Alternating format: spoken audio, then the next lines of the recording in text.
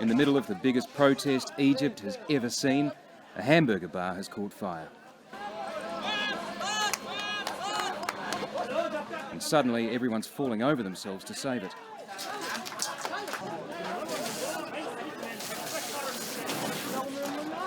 Government buildings and police stations are burning freely all over the city. But this is the first fire truck I've seen in 2 days. Why were people cheering the fire department when they arrived to put this fire out? Because people don't want the country to be destroyed. We want it the same. So this is Mohammed. He's 23 years old, with a university degree and no job. And there are plenty more like him here today. Just a block away from where we stand, the ruling party's offices are on fire. They have been since the night before. That's the headquarters of the NDP. Yeah. How do you feel when you watch that burn? I'm relieved by seeing that building burn somehow, even though that's wrong. But actually, everyone in this country hate this party because they have all the power. They do what they want. But today, it's the protesters who are doing what they want. Yesterday, they overwhelmed the hated riot police. So the police packed up and went home. The protesters are happy. They feel they've won the first battle. But nothing here is clear. The army is on the streets, but who will they really back when the time comes? The people or their commander-in-chief? On the street, there's no doubt. There's a baby sitting on a tank. Yeah. Now, I don't know what that says, but I suppose one thing it does say is that people genuinely love the army in Egypt. Yeah, that's right. That's right. And like I told you, it's a matter of hate to the police. We always feel that the army is one of us, and they'll never hit us, or they'll never shot bullets at us. For 28 years, Egyptians have been unable to protest like this. Now they have the freedom of the streets. No one seems to quite know what to do with it. There is no organisation, just a general feeling that this is where they should be. Every now and then someone will start up a chant and people will run in a random direction. Then it just stops and people go back to standing around or comparing souvenirs of the night before. This is a good one, yeah. So this is what they're shooting? Yeah, and this is very heavy. Yeah, it's full of small metal bullets.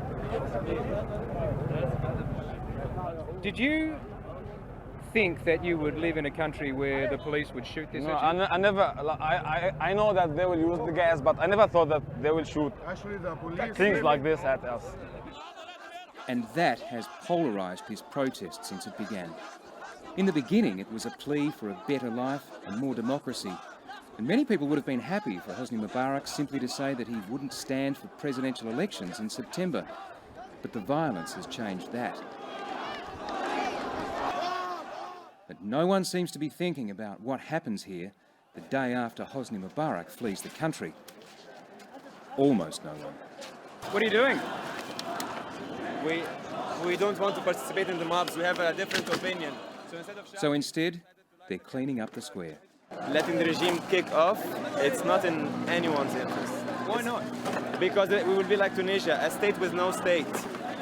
I need the government to be there to run things, even if it's corrupted. There is a huge silent majority. I am a silent majority. We don't have the option to speak, so we act. Others are acting in different ways. The looting of the National Museum was a shock. These people quickly surrounded it and joined arms in a 24-hour vigil. It is a national treasure. We must keep it safe. We must protect it. Around the centre of the city, rumours fly everywhere. One person tells me the army has deserted the president, another that the prisons have been emptied by Hosni Mubarak to cause chaos. No one knows what's really happening or what to do. The smallest snippet of information spreads fast and causes new outrage. They said on the TV now, he said everyone should go out the streets now on 4 o'clock. But we are not going anywhere because he tried to kill the Egyptian people to stay in his position. We don't want him. He killed a lot of Egyptians yesterday. If he wants to stay president, he have to kill us all. Because, you know... Suddenly, someone decides it would be a good idea to go and protest in front of the Interior Ministry. So a crowd starts heading down towards its building overlooking the Nile River. Even walking around the city today is an ordeal. There's so much residue from the tear gas that the crowds kick it up with their feet, stinging your eyes. This type of thing is happening all over the city, where you have people acting as the police because the police aren't here. The only sirens that we can hear are the sirens of ambulances. There is no authority but the army, and the army isn't moving. The army isn't doing anything. All it's doing is protecting the government buildings from the protesters. This is the law in Egypt this afternoon. It's a different crowd down by the waterfront. These men are members of the Muslim Brotherhood. They're the biggest opposition group in Egypt, but Hosni Mubarak has outlawed them and has used them, among others, as an excuse to keep the country under emergency law for almost all of his rule. Eventually, this protest too peters out, and people start heading back to the square. The aimlessness continues. Without the police on the streets to give them a focus, the demonstrators have no one and nothing to fight. People are just walking and waiting, but they don't know for what. And suddenly, someone gets a text message. Mubarak should leave! Mubarak left Egypt! Mubarak left Egypt! Congratulations!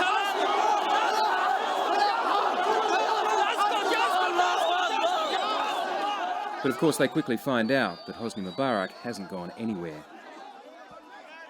As the sun goes down, the main square turns into a strange kind of picnic area. The weather's beautiful. Kids play on the remains of a police riot shield. And the mood is almost happy. People are tired, many have been up all night, but they don't want to leave. But Cairo is about to find out what happens in a city at night when there are no police on the streets. Well, darkness has fallen, and the whole atmosphere of the square has changed very quickly. Obviously, all of the families have gone, the young women and the children, they're no longer here, and what you have left are the young men, and they're in a state of high agitation. Now, the army is here, and the army's keeping the peace around here, but down that street and beyond it, into the rest of the city, there is no law, and it's becoming a very, very dangerous place. Just a few hundred metres away, there's been shooting at the police barracks. People see our camera and urge us to go to a nearby mosque that's become a makeshift emergency room and morgue. Here died men.